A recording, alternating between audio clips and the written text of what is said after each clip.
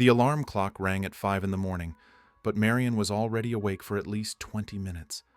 Lying on the narrow bed in her small room, she stared at the ceiling with wide eyes, feeling her heart pound against her ribs. 18 years old. Today she turned 18, and for the first time in her life, she would taste something that had always seemed impossible for someone like her. The navy blue school backpack leaned against the plastic chair beside the dresser. It wasn't new. It had 3 years of intense use, with the right strap mended, with thick thread and some pen stains that never completely came out. But it was clean, organized, ready to carry much more than notebooks and textbooks.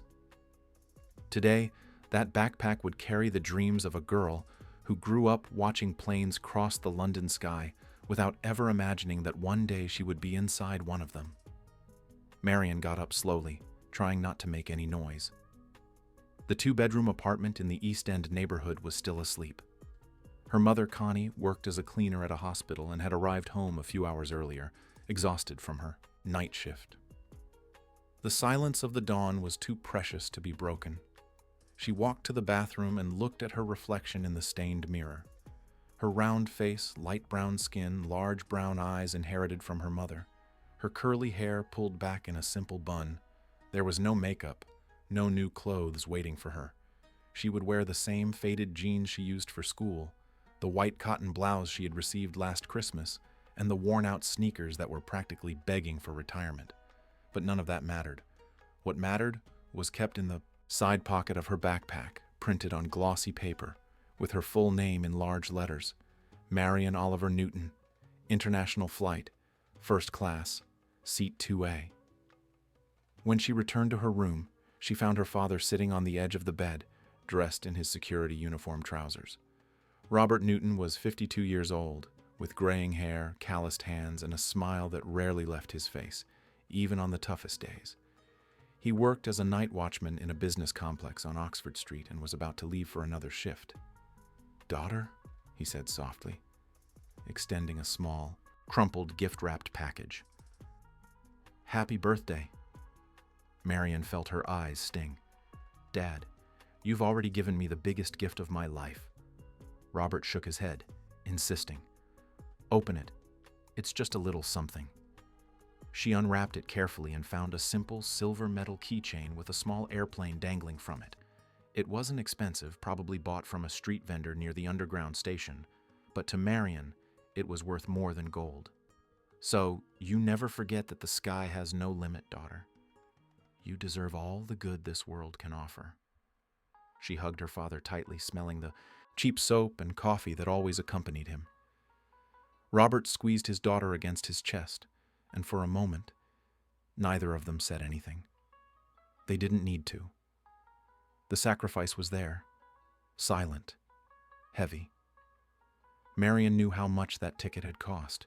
She knew about the overtime her father had worked, the lunches he had skipped, the things he had stopped buying for himself, all so that she, on her 18th birthday, could feel that she too belonged to a world that had always seemed so distant. "Everything will be all right," Robert whispered. "You'll get there. You'll see everything you've always dreamed of, and when you come back, you'll have stories to tell us until you're old." Marian nodded, quickly wiping away her tears. "I'll call you as soon as I land, Dad. I promise." "I know you will, my daughter. Now go. Your uncle must be waiting for you downstairs." Uncle Joachim was Robert's younger brother and worked as a rideshare driver. He had offered to drive Marian to Heathrow Airport free of charge, as another gesture of affection on that special day. When Marian walked down the building's stairs with her backpack on, she found the old car, parked in front of the gate, with Joachim smiling from the window. "Girl, today's your day, huh? First class. Who would have thought?" Marian got into the back seat, adjusting her backpack on her lap as if it were the most valuable thing in the world. The drive to the airport took almost an hour, and the entire way, Joachim didn't stop talking, excited, telling stories from when he was young and dreamed of traveling abroad, but had never managed to save enough money. "You're going to fulfill the dream of many people in our family, Marian. Enjoy every second." When they finally arrived at Terminal 3 of Heathrow, The sun was already beginning to lighten the horizon. The airport was immense, bustling, full of hurried people pulling huge suitcases, speaking different languages, wearing clothes Marion only saw in movies. She got out of the car, thanked her uncle with a tight hug, and walked towards the entrance, holding tightly to her backpack straps. The concourse was even more impressive inside. Illuminated panels indicated gates, times, exotic destinations. Paris, Rome, New York, Miami. Marion checked her ticket for the 10th time. Miami, Gate 12, boarding scheduled for 9 in the morning. She had almost 2 hours ahead of her. She followed the signs to the check-in counter, where a long queue snaked between the ropes. Most people around her carried branded luggage, wore elegant clothes, spoke on their phones in fluent English. Marion felt small, out of place, but she took a deep breath and moved forward.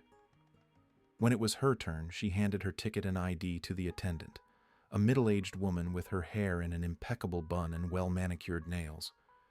The attendant looked at the ticket, then at Marion, then at the ticket again. "First class?" she asked, raising an eyebrow. "Yes," Marion replied, trying to sound confident.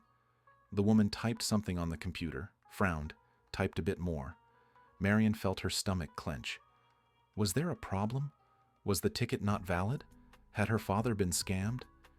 "Is everything all right?" she asked, her voice faltering slightly. The attendant took a few more seconds before returning the documents. "It is. You can proceed to the boarding gate. Next." Marion took the papers with trembling hands and walked on, relieved. She passed through security inspection, put her backpack on the conveyor belt, crossed the metal detector.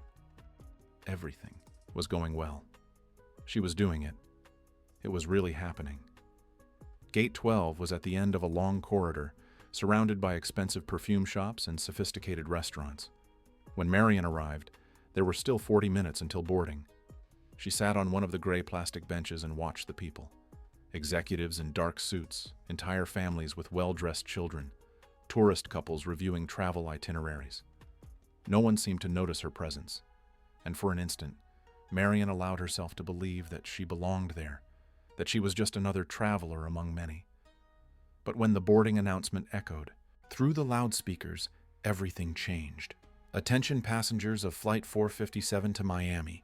We are now beginning boarding for first class and passengers with special needs. Please proceed to Gate 12.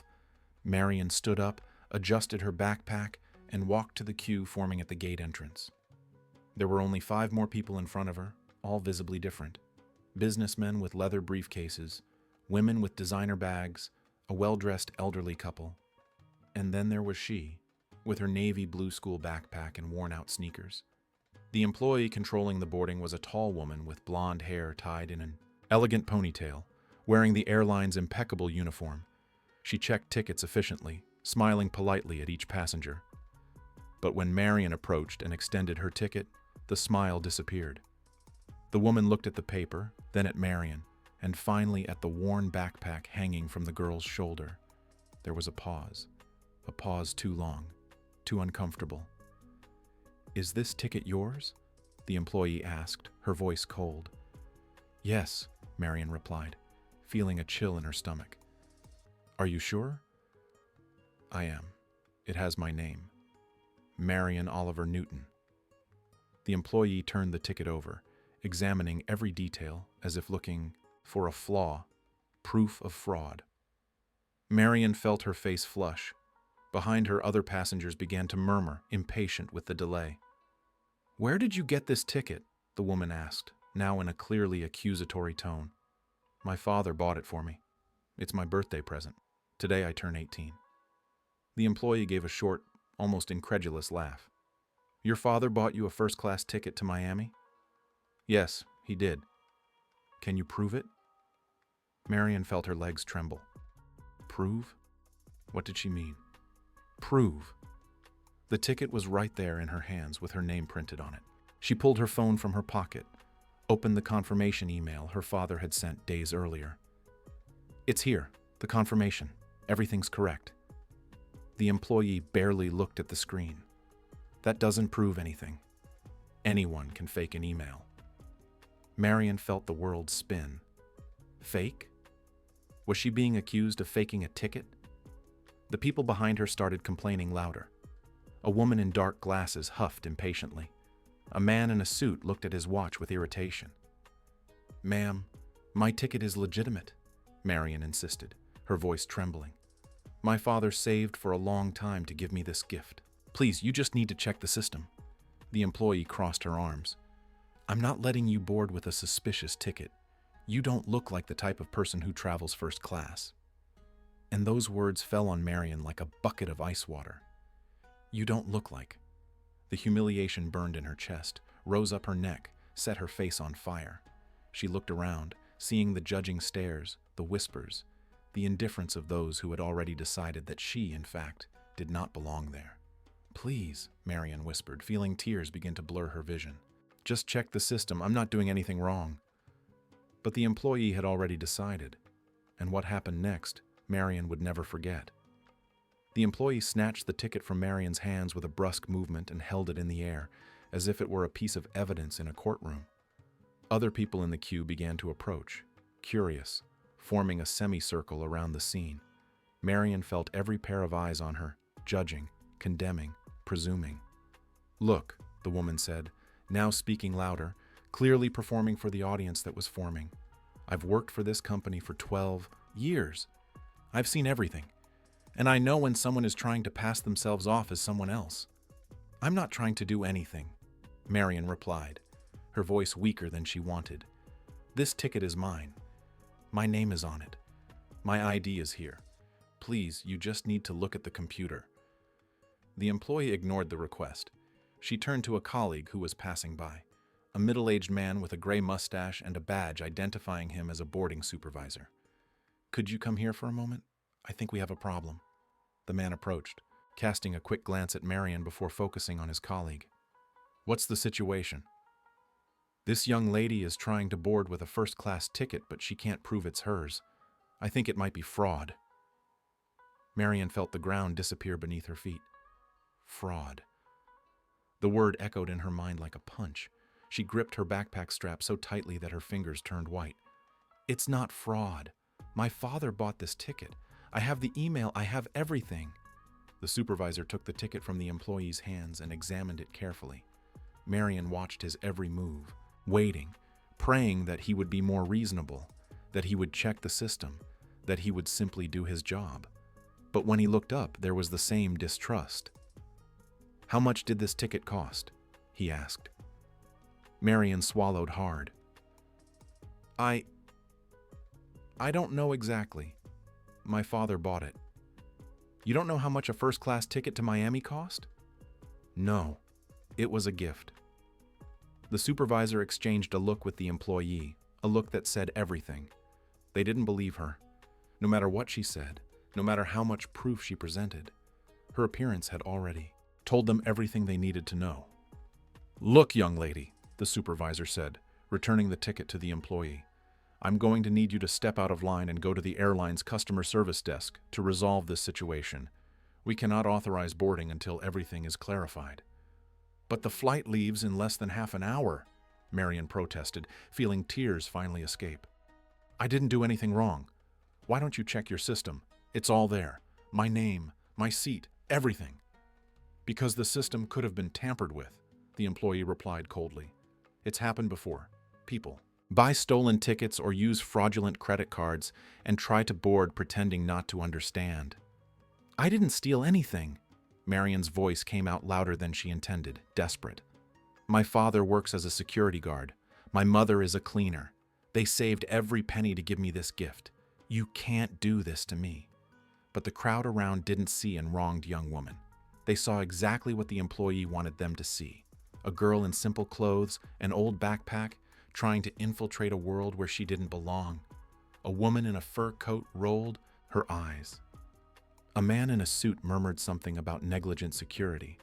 A teenager filmed everything with her phone, probably to post on social media later.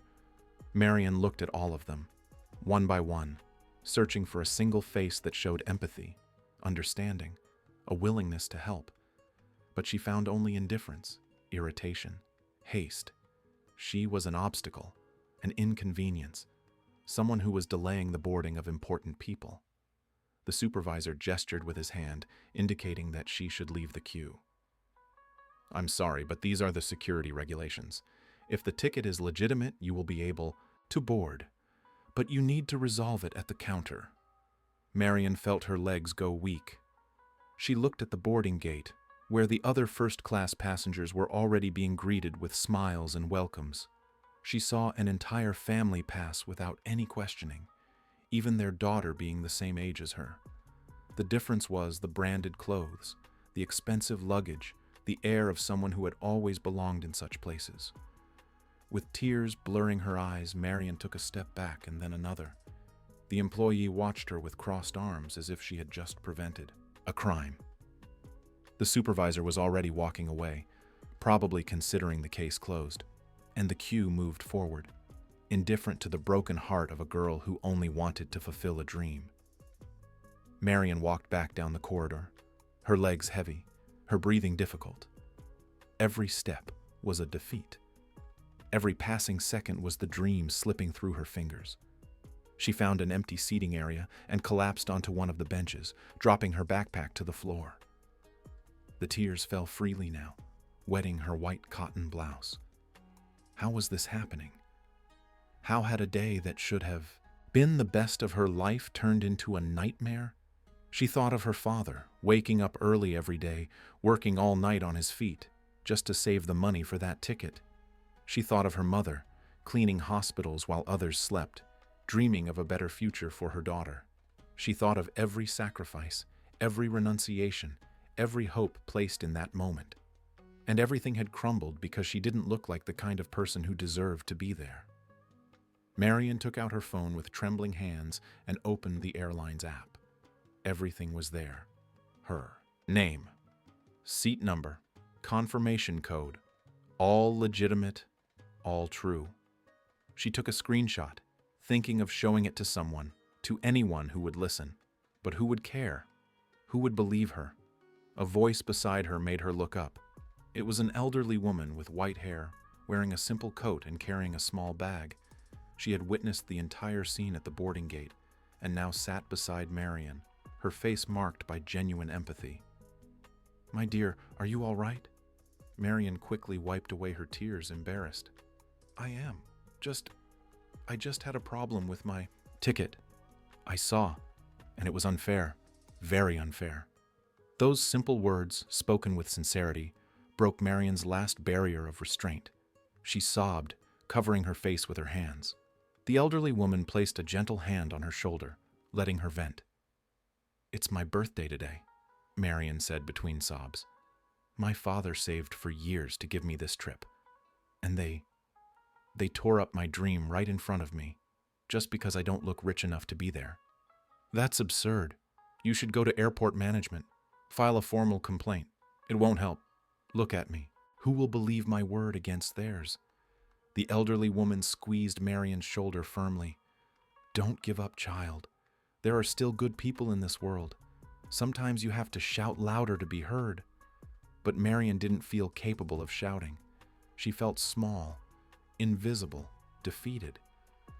She thanked the elderly woman with a nod of her head and sat there, looking at the floor, listening to the boarding announcements of other flights, watching other people fulfill their dreams while hers shattered. It was then that she heard her name being called over the loudspeakers. "Attention, passenger Marion Oliver, Newton. Please proceed to the airline information desk. Passenger Marion Oliver Newton." Her heart leaped. Could it be that they had realized the mistake? That someone had checked the system and confirmed her ticket was legitimate? With a spark of hope igniting in her chest, Marion grabbed her backpack and ran towards the indicated counter. When she arrived, out of breath, she found a different attendant, a young woman with a serious face. "Are you Marion Oliver Newton?" "It's me. My ticket. It's real. I swear. I have all the proof." The attendant raised a hand, interrupting. "I know. We checked the system. Your ticket is valid. The problem is something else." Marion blinked, confused. "Something else? What other problem?" The employee at the boarding gate acted inappropriately by questioning the legitimacy of your ticket without performing the necessary checks. However, she also made a decision that cannot be reversed at this moment. What did she do? The attendant looked away for a second before answering. She tore your physical ticket, and according to company protocol, without the physical ticket, even with digital confirmation, you need special authorization from supervision to board, and the responsible supervisor has already boarded another flight. Marion felt her world collapse again. So, I won't be able to board? Not on this flight. We are trying to rebook you on the next available flight to Miami, but there are only economy class seats, and it would be in 8 hours. 8 hours, economy class. After everything that had happened, after the humiliation, the judgment, the tears, she would still be punished. She would still lose what was rightfully hers. And my first class ticket? My father paid for that. We will process the refund for the difference. But for now, what I can offer is rebooking. Marion remained silent, processing everything. It wasn't fair. None of it was fair. But what could she do? Fight? Shout? Demand? People like her didn't have that privilege. People like her accepted what was offered and were grateful it wasn't worse. She was about to accept the rebooking, to swallow another defeat, when her phone rang. It was her father. With trembling hands, Marion answered. "Dad? Daughter, what happened? Why didn't you board?" And then, for the first time, Marion told him everything, every detail, every cruel word, every judging look. And as she spoke, she felt the shame, the pain, the injustice of it all transform into anger, a righteous, necessary, liberating anger. On the other end of the line, Robert Newton remained silent. A long, heavy silence laden with something Marion had never heard in her father's voice before. When he finally spoke, his voice was calm, too calm. "Marion, where are you now?" "At the information desk. They want to rebook me on another flight. Don't accept anything. Do you hear me? Don't accept anything. Stay exactly where you are. I'll sort this out." "Dad, you don't need to. Stay where you are, Marion." And the call ended. Marion looked at the phone, confused. There was something in her father's voice that she couldn't decipher. Something between control and fury. Something that made her believe, even without understanding how, that perhaps, just perhaps, this story was not over yet.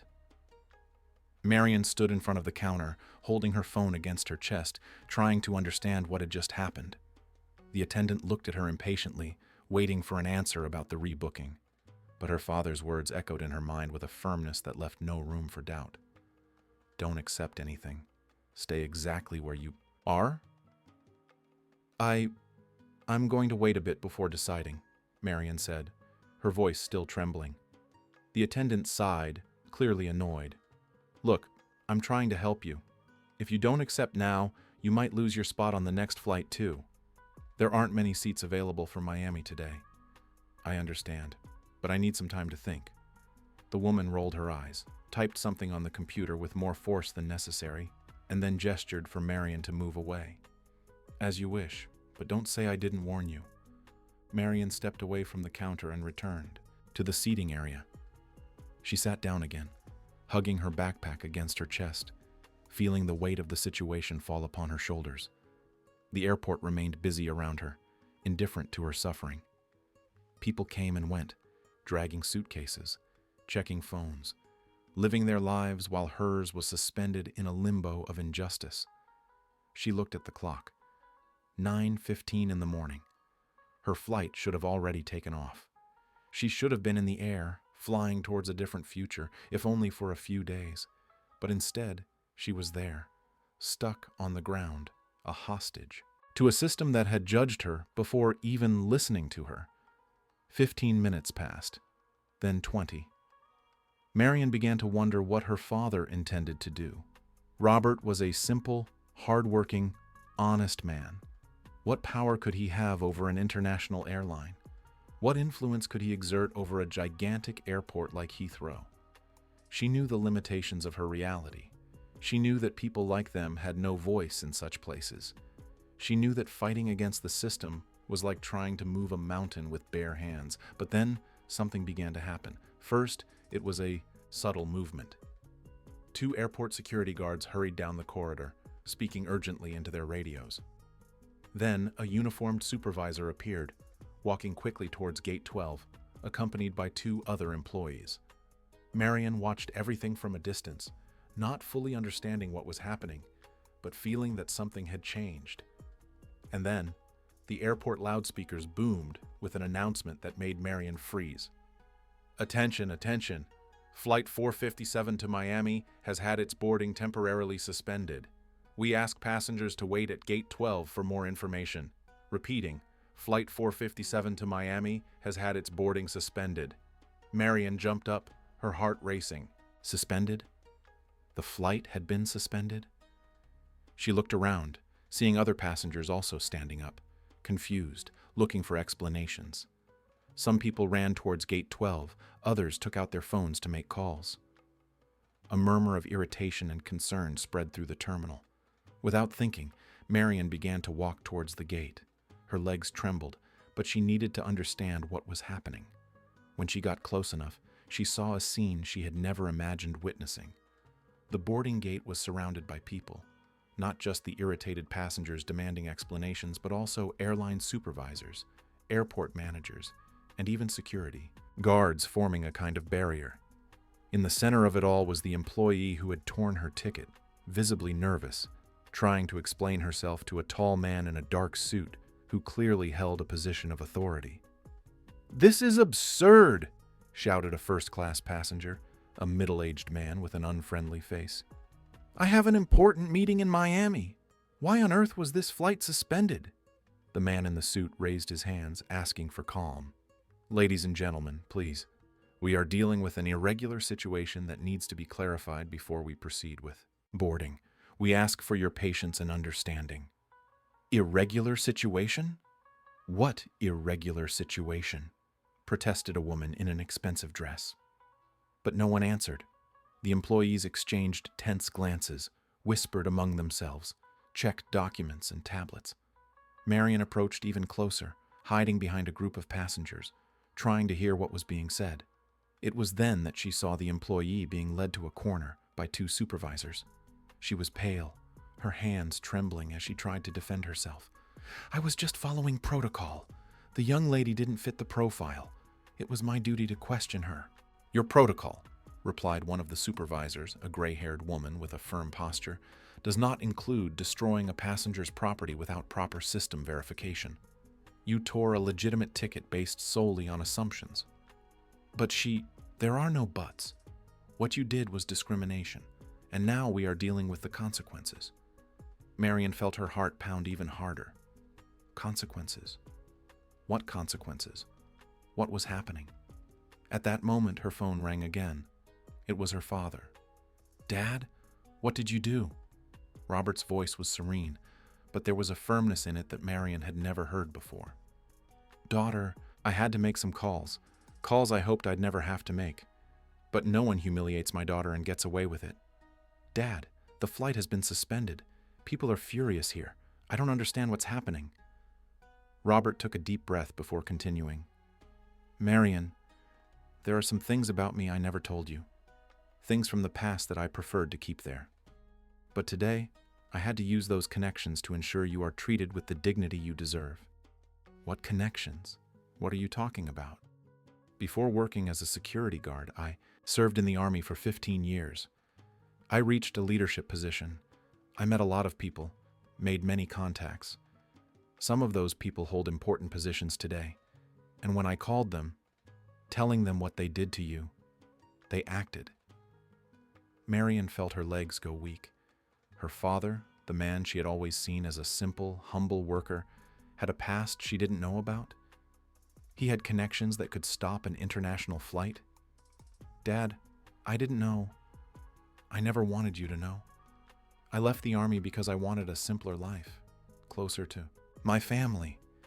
I didn't want you and your mother to be defined by what I was.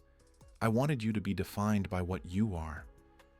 But today, they judged you by your appearance. They humiliated you, and I will not allow that." Tears began to stream down Marion's face, but this time they were not just of pain. They were of something more complex, relief mixed with confusion, gratitude mixed with discomfort. "What's going to happen now?" "Now," Robert said firmly, "you are going to board that plane, in the seat that is rightfully yours, and that employee is going to learn that judging people by their appearance has consequences." As soon as Marion hung up the phone, she saw a sudden movement at the gate. 3 people in formal suits entered the terminal, accompanied by more security guards. They were clearly high-ranking individuals, possibly from airport administration or the airline. They walked directly to the group of supervisors and began a tense conversation. One of the men looked around and then shouted, "Marion Oliver Newton? Is passenger Marion Oliver Newton present?" Marion's heart almost stopped. For a second, she thought of hiding, of running away, of disappearing. But then she remembered her father's words. She remembered the humiliation she had suffered. She remembered that she had done nothing wrong. With trembling legs, she took a step forward. "That's me!" All heads turned in her direction. The irritated passengers, the nervous employees, the tense supervisors, and in the background, the employee who had judged her, now with a face red with shame and fear. The man who had called her walked up to her, extending his hand with a professional smile that didn't reach his eyes. "Miss Oliver Newton, my name is Frederick Carter.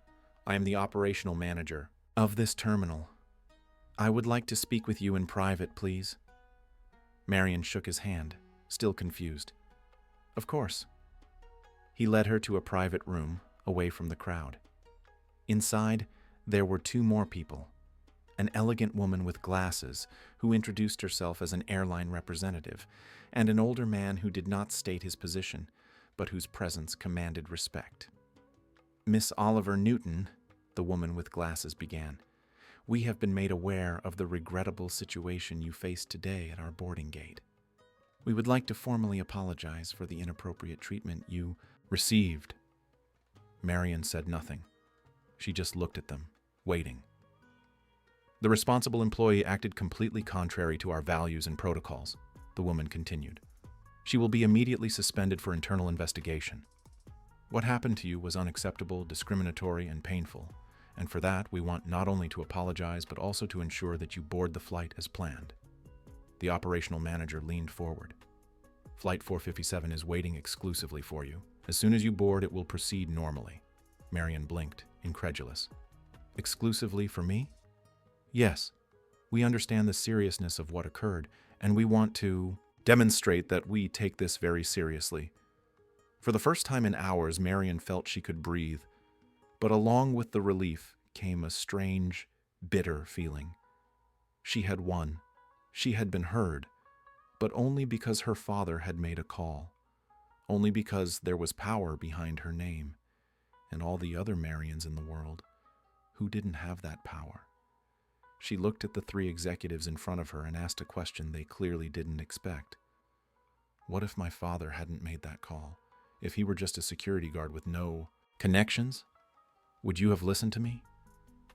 The silence that followed said everything. Marion's question hung in the air like a silent accusation. The 3 executives exchanged uncomfortable glances, and for a moment, their professional masks seemed to crack. The woman with glasses was the first to try to regain control of the situation. "Miss Oliver Newton, we always investigate cases of discrimination reported by our passengers." "But you wouldn't have stopped the flight," Marion interrupted, her voice firmer than she expected. "You wouldn't have mobilized supervisors and managers. You would have given me a protocol number and told me to write an email to customer service that no one would ever answer. Isn't that true?" The operational manager adjusted his tie, clearly uncomfortable. "Miss, the important thing now is to resolve the situation and ensure that I board," Marion completed, "because you need this problem to disappear before it becomes something bigger, before someone films it and posts it on social media, before it becomes news. It's not about justice. It's about damage control." The 3 executives remained silent. Marion realized she had hit upon a truth they didn't want to admit. And strangely, this realization didn't make her feel victorious, just more tired. more aware of how the world really worked. The older man, who had remained silent until then, finally spoke. His voice was deep, thoughtful. The young lady is right in much of what she said, and I will not insult you by pretending otherwise. The system is flawed. People are flawed. And yes, power and connections often determine who is heard and who is ignored. But that doesn't change the fact that what happened to you today was wrong. And within our limitations, we want to correct that. Marion looked at him, studying his tired face, the wrinkles around his eyes. There was something genuine there, even if mixed with corporate pragmatism. I want a board, she said finally. I want to use the gift my father gave me, but I don't want this to be forgotten tomorrow. That employee cannot continue treating people like that. She won't, the woman with glasses assured. The suspension is immediate and the investigation will be rigorous. We have witnesses, we have security cameras. She will be held accountable. And the other passengers? Marion asked. The people who stood by, judging, presuming I was wrong just because I don't look rich? Those, the older man replied with regret, we cannot control, but perhaps when they learn what really happened, some of them will reconsider their prejudices. That's the most we can hope for. Marion nodded slowly. She knew that was all she would get. It wasn't perfect. It wasn't complete justice, but it was something. It was her voice being heard, even if for reasons that made her uncomfortable. I'll board, she repeated. But first, I'd like to see my father. The operational manager seemed surprised. Your father? Is he here? He's coming here. We will arrange for him to come in and say goodbye to you before boarding. While waiting in the private room, Marion thought about everything that had happened that morning. She had woken up as an excited girl on her birthday, ready to fulfill a dream. Now, a few hours later, she felt different, older, more aware. The world had shown her its true face, and it was not a pretty sight. 20 minutes later, the door opened, and Robert Newton entered. He was no longer wearing his security uniform. He wore dark dress trousers and a white shirt, his graying hair carefully combed. Marion realized she had never seen him like this. Always in his work uniform, always in a hurry, always tired. But now there was something different about him, a more upright posture, a more serious expression. "Dad," she whispered, standing and running to hug him. Robert wrapped her in his strong arms, pressing her against his chest. "It's all right, daughter. Everything's sorted now." Marion pulled back a little, looking at him with tear-filled eyes. "You never told me about your past in the army, about the people you know." Robert sighed, leading his daughter back to the chair and sitting beside her. "I left the army over 20 years ago, Marion. When you were born, I decided I wanted a different life. Simpler, more present. I didn't want you to grow up with an absent father, always traveling, always on missions. I wanted to be home for dinner with you, to help you with your homework, to watch you grow. But you had an important career, connections. You gave all that up for me? For you and for your mother. And I've never regretted it. Not for a second." Tears rolled down Marion's face. "But today you had to use those connections. You had to go back to being who you were before. Because of me." Robert took his daughter's face in his hands, wiping away her tears with his thumbs. "Marion, listen to what I'm going to tell you. I'd use those connections 1,000 times if necessary to protect you. But I want you to understand one important thing. What happened today shouldn't have happened, and it shouldn't have needed a call from me to be resolved. You deserved respect from the very first moment, for the simple fact of being a human being. Not because your father knows important people. I know, Dad. I realize that. And that's what hurts the most." Robert nodded, understanding. "You grew up today, daughter. More than I would have liked. But now you know how the world works. And it's up to you to decide what kind of person you want to be in this world. Whether you'll be like that employee, judging people by their appearance, or if you'll be different." I'll be different, Marion promised. I'll always be different. Father and daughter stayed there for a few more minutes, just embracing, sharing a silence that said more than words could express. Marion thought of all the sacrifices Robert had made over the years, not just the financial one to buy that ticket, but the sacrifice of an entire life, of a career, of a status, all in the name of family. When they finally separated, Robert held his daughter's hand firmly. Now go there and enjoy your trip, see the world, live everything you've always dreamed of, and when you come back, you'll be even stronger than you are now. I'll call you every day, Marion promised. I know you will. Now go before I change my mind, and take you back home. Marion smiled for the first time in hours, a genuine smile full of love and gratitude. She kissed her father's forehead, picked up her backpack, and walked towards the door. Before leaving, she turned one last time. Dad, thank you for everything. Robert waved, his eyes shining with contained emotion. Go, daughter. Your plane is waiting. When Marion left the room, she was greeted by the operational manager and the airline representative. They escorted her back to Gate 12, where a crowd still waited, now visibly irritated by the delay. When Marion appeared, accompanied by the executives, a strange silence spread. People recognized the girl with the worn backpack, the girl who had been accused of fraud, the girl who, as many there had presumed, was trying to cheat the system. But now she walked flanked by authorities, being treated with deference and respect. The employee who had torn her ticket was no longer there. She had been replaced by an older employee with a neutral expression who quickly checked Marion's documentation and authorized her to board with a professional nod. Welcome aboard, Miss Oliver Newton. Your seat is 2A in first class. Have an excellent flight. Marion entered the jet bridge leading to the plane, feeling the weight of dozens of eyes on her. Some were curious, others were ashamed, some still carried judgment, people who refused to admit they had been wrong in their assumptions. When she finally entered the aircraft, she was greeted by a flight attendant who welcomed her with a warm and genuine smile. Her seat was right ahead, in the second row of first class. It was a spacious seat with soft leather, ample legroom, and an individual entertainment screen. Marion placed her backpack in the overhead compartment and sat down, sinking into the comfortable armchair. Beside her, in seat 2B, was a man in a suit, probably in his 50s, who glanced at her sideways as she sat down. Marion noticed the look. It was the same look she had received all day. The look that said, "You shouldn't be here." But this time, she didn't lower her head. She didn't shrink. She looked back, firm, confident. And it was the man who looked away first. As the other passengers slowly boarded, Marion looked out the window, watching the airport activity outside.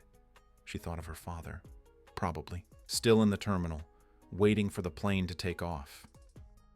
She thought of her mother, who still knew nothing of what had happened. She thought of all the Roberts and Connies in the world, working tirelessly to give their children opportunities they never had.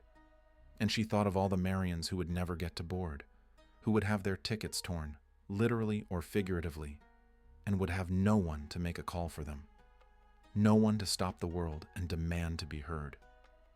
The flight attendant passed through the aisle, checking if everyone was settled. "May I bring you something before takeoff, miss? Champagne? Juice?" "Water, please." The woman brought a crystal glass with chilled water and a slice of lemon. Marion thanked her and drank slowly, savoring each sip. It was just water. But at that moment, it seemed like the most precious liquid in the world. Finally, the captain announced that they were ready for takeoff. The turbines began to roar. The plane slowly started to move down the runway. And Marion, for the first time on that endless day, allowed herself to close her eyes and just breathe. She was going. She was really going. The plane gained speed, rushing down the runway with increasing force. Marion felt the pressure against her back, that strange and exciting sensation of being pushed backward as the world outside passed faster and faster. And then, with an almost surreal lightness, the wheels left the ground. The plane ascended, tilting gently, and London began to grow smaller and smaller out the window. Marion looked down, watching the buildings shrink, the streets turn into thin lines, people disappear into invisible dots. Down below was her entire life.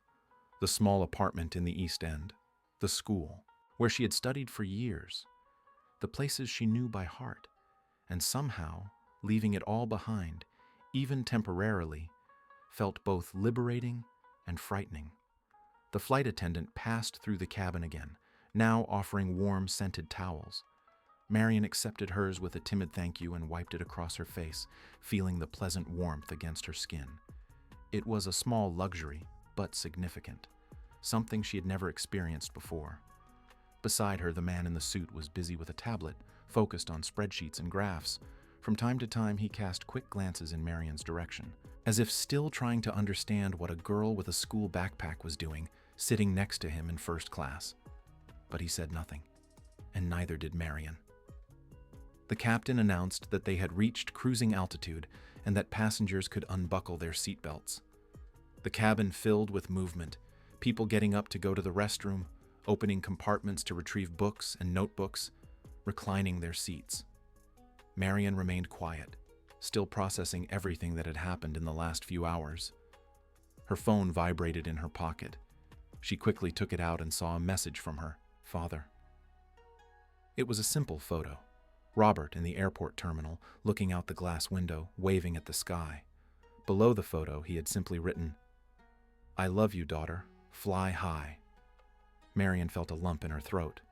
She typed a quick reply before putting her phone in airplane mode.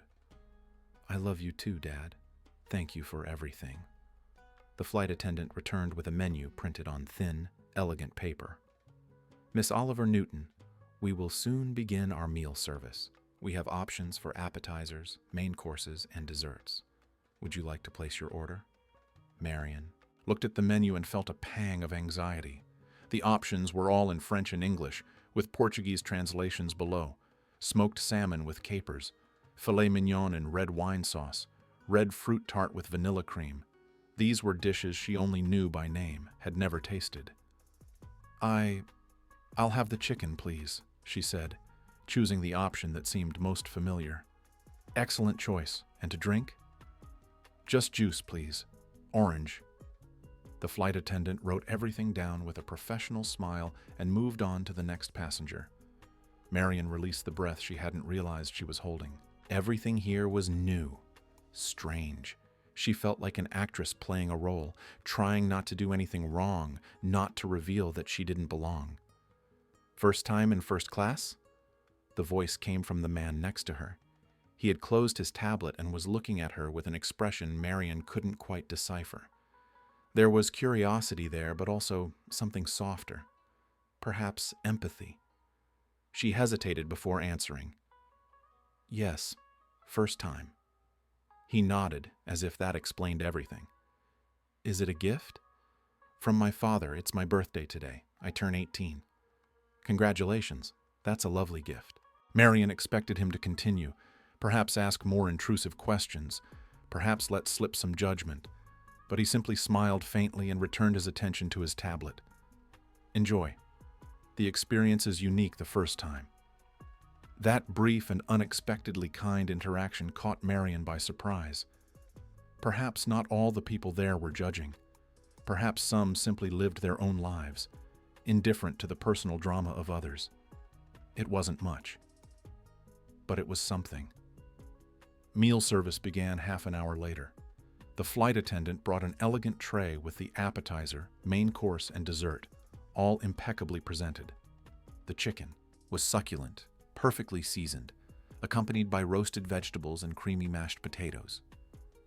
Marion ate slowly, savoring each forkful, aware that this meal cost more than her family spent on food in an entire week. While eating, she thought of her mother. Connie still knew nothing of what had happened.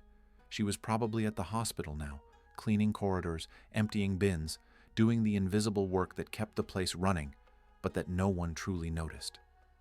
Marion promised herself that she would call as soon as they landed, tell her everything, and thank her for once again having parents who gave. much more than they had. After the trays were collected, Marion leaned back in her seat and turned on the individual entertainment screen. There were hundreds of movies, series, documentaries. She chose a film she had always wanted to watch but never had access to, put on her headphones, and tried to lose herself in the story. But it was hard to concentrate. Her mind kept going back to that morning, to the flight attendant's look, to the cruel words, to the feeling of being small, invisible, unworthy, and then to her father's call, to the turnaround, to the sudden power that changed everything. She paused the movie and looked out the window. Outside, nothing but white clouds and an infinite blue sky, a pure beauty, untouched by earthly problems. And for a moment, Marion allowed herself to simply exist in that space between worlds, floating above everything, free. A soft voice pulled her from her thoughts. It was a woman sitting in the row behind, leaning slightly forward. "Excuse me, are you the young lady from the boarding gate?" Marion turned, recognizing the woman immediately. It was the white-haired lady who had sat beside her when she was crying, the only one who had shown genuine empathy in that horrible moment. "It's me." The lady smiled warmly. "I was rooting for you. I was so happy when I heard you managed to board. What they did to you was terrible." "Thank you," Marion said, feeling her eyes sting again. "Thank you for being kind to me then. Dear, when you reach my age, you'll realize that kindness costs very little and is worth much more than any luxury. I hope you enjoy every second of this trip." "I will. I promise." The lady gave Marion a gentle pat on the shoulder and returned to her seat. That simple gesture, that brief touch of human solidarity, meant more to Marion than all the formal apologies from the airport executives. The hours passed. Marion alternated between watching movies, looking out the window, and simply thinking. She thought about how her life had changed in a matter of hours, not just because of the trip itself, but because of the awareness she had gained. She had left home that morning as an excited girl. She was returning as someone different, someone who understood the world better, someone who carried invisible scars, but also a new strength. At one point, the captain announced that they were beginning their descent into Miami. Marion looked out the window and saw the American coast approaching, the turquoise-blue ocean water, the gleaming city buildings. It was beautiful. It was exciting. It was everything she had dreamed of. But there was a strange sensation mixed with the excitement, a melancholy she didn't expect to feel, because she knew that, although she was fulfilling her dream, the reality of the world hadn't changed. Down below, in Miami, in London, everywhere, thousands of people were being judged by their appearance every day, and most of them didn't have a father with connections to make a call. The plane landed smoothly. The wheels touched the ground with a slight bump, and the aircraft gradually decelerated. When they finally stopped at the arrival gate, passengers began to stand up, grabbing their luggage, already eager to continue with their lives. Marion picked up her navy blue backpack, now marked by a journey no one could imagine just by looking at it. She walked down the aisle of the plane, thanking the flight attendant who had greeted her so kindly, and stepped out into the Miami terminal. Miami International Airport was immense, bustling, full of signs in English and Spanish. Marion followed the flow of people to the immigration area, where she stood in a long queue, waiting her turn to present her passport. When she finally reached the booth, the immigration officer, a middle-aged Hispanic man, took her passport and examined it. "First trip to the United States?" "Yes," Marion replied in hesitant English. "Reason for visit?" "Tourism. It's my birthday present." The man stamped the passport and returned it with a smile. "Welcome to the United States. Enjoy your stay." Marion took the document, thanked him, and moved on. She was officially on American soil. She had made it. Despite everything, despite the humiliation, despite the judgment, she was there. She picked up her small checked bag from the baggage carousel and walked towards the exit. Miami's heat hit her as soon as she passed through the automatic doors. a humid, tropical heat, different from London's heat. She took a deep breath, filling her lungs with the air of a new country, a different reality. Her hotel was in South Beach, and she had planned to take a taxi. But when she reached the taxi queue, her phone rang. It was her father again. "Daughter, you landed." "I landed, Dad. I'm here. It's incredible." Robert's voice was full of emotion. "I knew you'd make it. I'm so proud of you, Marion. So proud. I wouldn't have made it without you." "You did make it.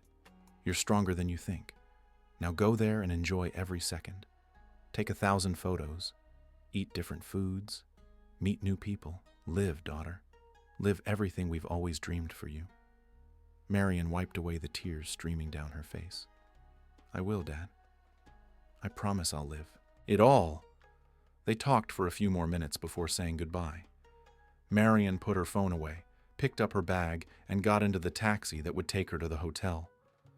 As the car drove through the streets of Miami, she looked out the window with wide eyes, absorbing every detail: the tall palm trees, the imported cars, the modern buildings, the people walking in light clothes and sunglasses. Everything was new. Everything was possible. But deep in her heart, Marion knew that the real journey wasn't this one. The real journey had happened at that airport in London, in those hours of pain and discovery. And what she did with that awareness from now on would define who she would become. Marion spent 5 days in Miami. 5 days that unfolded like a vivid dream, full of colors, flavors, and experiences she had never imagined living. She walked on the white sands of South Beach, feeling the warm Atlantic water touch her feet. She visited art museums that left her speechless. She ate in small, authentic restaurants, tasting Cuban, Colombian, Argentinian foods. She met people from all over the world, each with their own story, their own dreams. But every night, when she returned to the modest hotel room she had chosen to save the money her father had given her for expenses, Marion sat on the edge of the bed and thought about that morning at the airport. She thought about the employee who had torn her ticket, about the passengers who judged her, about the feeling of being invisible. And she also thought about her father, the connections he had used, the power that had changed everything. On her last day, before returning to the United Kingdom, Marion was sitting in a small cafe near the beach, drinking fresh orange juice and writing in a notebook she had bought at a bookstore. She had started jotting down her reflections, her feelings, everything that trip had meant to her. She didn't know exactly why. Perhaps not to forget. Perhaps to show her own children one day. Perhaps just to process everything she felt. A woman sat at the table next to her. She was British, Marion realized from her accent when she placed her order. She must have been in her 30s, dressed simply but elegantly, with a laptop open in front of her. They exchanged polite glances and smiles, that silent recognition between compatriots in a foreign land. "Are you from the UK too?" the woman asked. "I am. From London." "Me too. What a coincidence. Is this your first time here?" "It is, and my last of the day. I go home tomorrow." The woman smiled nostalgically. "Enjoy it while you can. Miami is special, but home is home." They started talking naturally, sharing impressions about the city, places they had visited, foods they had tried. The woman introduced herself as Helen and said she had been living in Miami for 3 years, working as a freelance journalist. "And you?" Helen asked. "What brought you here?" Marion hesitated for a moment before answering. "It was a birthday present from my father." What an incredible father. He is. He is. Helen noticed something in Marion's voice, a hesitation, a wait. "But did something happen? You seem too thoughtful for someone on vacation." Marion hadn't planned to tell. She didn't know this woman. But there was something about Helen, a sincerity, an openness, that made her want to share. And so, for the first time since arriving in Miami, Marion told everything, every detail of that morning at the airport. The humiliation, the judgment, the feeling of being small. And then the turnaround. Her father's power, the flight suspension, the bitter victory. Helen listened in silence, her face growing more serious. When Marion finished, the journalist remained quiet for a long moment before speaking. "Can I ask you a personal question?" "You can." "How do you feel about winning only because your father had connections?" Marion felt a tightness in her chest. It was the question she had been avoiding asking herself for the past few days.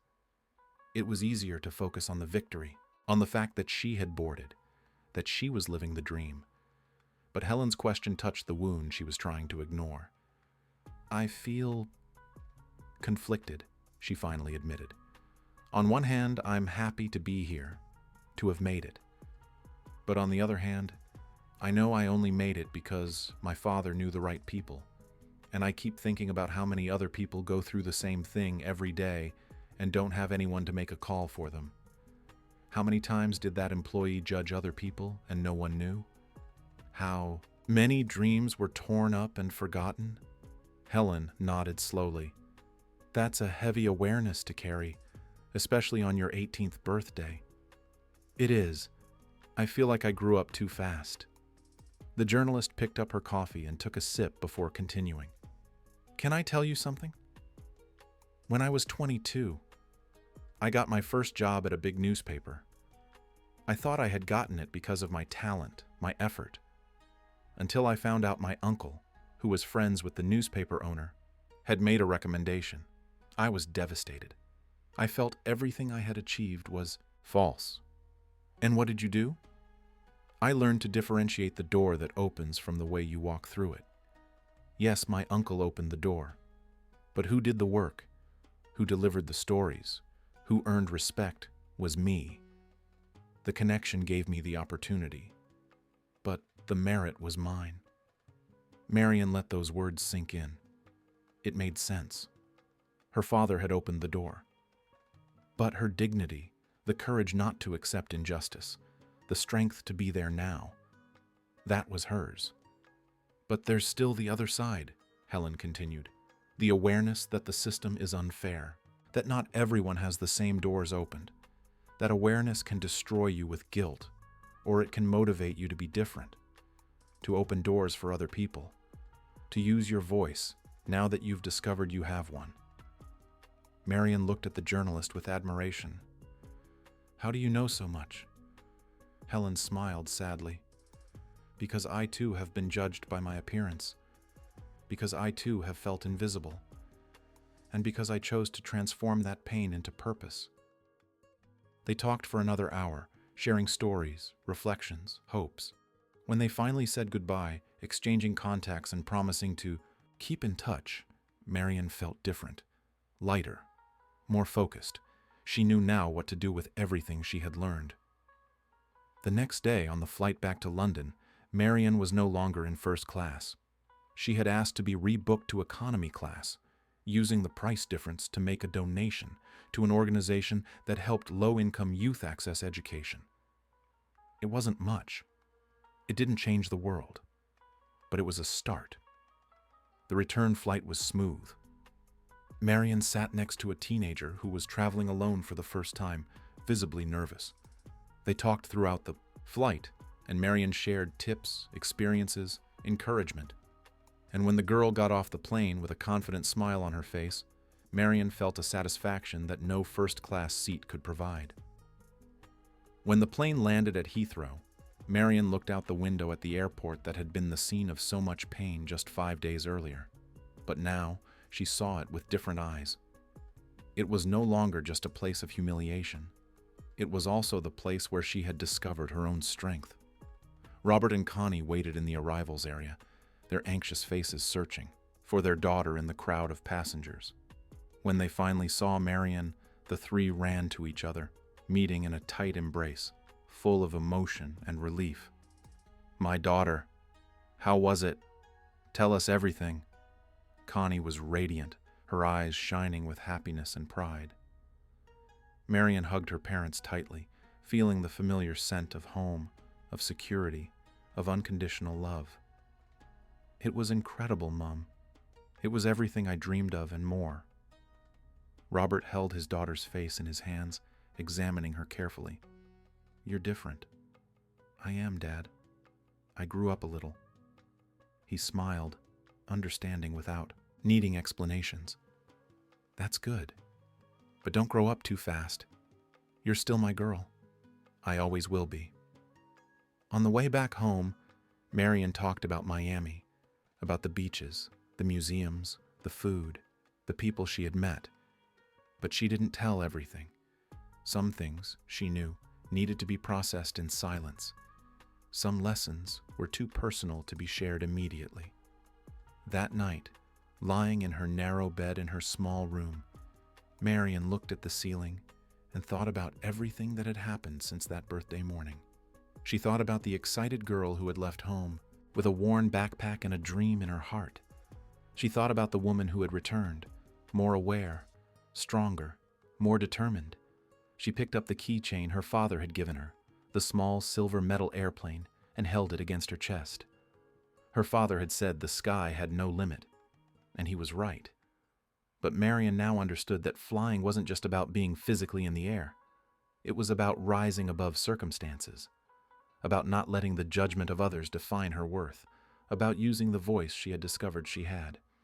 In the following days, Marion returned to her routine: school, friends, family. But there was a change in her that everyone noticed: a more upright posture, a firmer voice, a more solid presence. She began to get involved in social projects at school, helping other low-income students get scholarships. She started writing about her experiences, sharing reflections on inequality, prejudice, justice. Her English teacher, impressed by the quality of her writing, encouraged her to participate in an essay contest. Marion won first place. Months later, she learned that the airport employee had been fired after the investigation confirmed multiple accusations of discriminatory behavior over the years. Marion didn't feel joy at the news, only a heavy sadness, thinking of how many other people had been hurt before someone was finally heard. One Saturday afternoon, almost a year after the trip, Marion was sitting on the living room sofa when she received a phone call from an unknown number. It was Helen, the journalist she had met in Miami. "Marion, it's been a while." "Helen, how are you?" "Well, listen, I'm doing a special report on discrimination in British airports, cases of passengers being judged by their appearance, and I thought of you. Would you be willing to share your story publicly?" Marion was silent for a moment.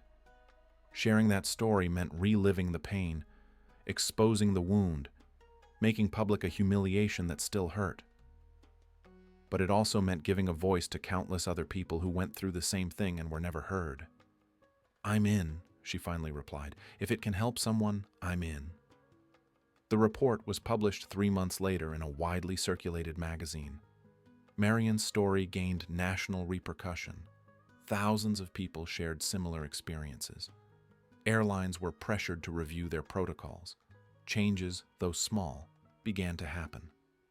Marion received hundreds of messages from people thanking her for having the courage to speak up. Some were from young people like her, who felt invisible and now knew they were not alone. Others were from parents who saved to give their children opportunities and identified with Robert. There were even messages from airport employees, ashamed, promising to do things differently. And amidst all this, Marion finally understood her role in that story. It wasn't just to be the girl who boarded. It was to be the voice that echoed. It was to transform pain into awareness. It was to use the privilege she had discovered. She had not to elevate herself alone, but to pull others along with her. On her 19th birthday, Marion woke up and went to her bedroom window. She looked at the sky, at the planes crossing over London, leaving white trails among the clouds. Each of them carried stories, dreams, disappointments, victories, defeats. And she thought of all the tickets that were torn up every day, literally and metaphorically, of the doors that were slammed in the faces of people who just wanted a chance, of the voices that were silenced because they didn't have enough power to be heard. She couldn't change everything. She couldn't open all doors. She couldn't give a voice to all the silenced. but she could do her part. And that, she had discovered, was more than enough to start. Marion picked up the little silver airplane keychain, which now hung on her new backpack, and smiled. The sky really had no limit. But the most important limits to overcome were not up there. They were down here, in people's hearts and minds. And that was where the real journey happened. End of story. If Marion's journey touched your heart and made you reflect on how many voices still need to be heard, on how many dreams still await a fair opportunity, know that we have many other stories like this.